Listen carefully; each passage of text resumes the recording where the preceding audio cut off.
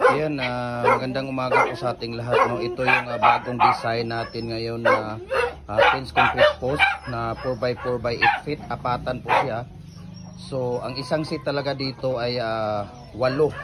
So, dalawang seat po ito na apatan. So, ayan, kung makikita ninyo. Ayan, ito yung bagong ano natin ngayon. No? So, okay din siya. Napakaganda dahil na pwede siyang hindi masyadong mabigat. No? So, masyadong mabigat at saka ano lang siya.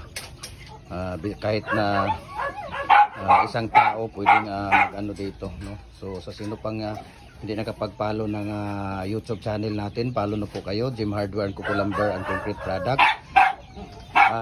Jim Hardware, ang ating Facebook page, Jim Hardware and Kuko Lumber and Concrete Products sa Balulang branch.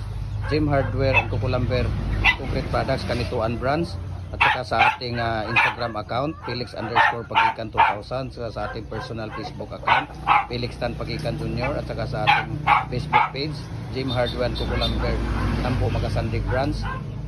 PM nyo lang kami dahil nagkukustomize kami kung anong mga sizes na gusto niyo. 4x4, 4x5, 4x6, 6x6, 5x5. Ayan, depende po. So mabuhay po tayong lahat at God bless po sa ating lahat, no? Sa ating mga business. Ayan. So follow nyo lang ako. God bless po sa ating lahat. Bye bye.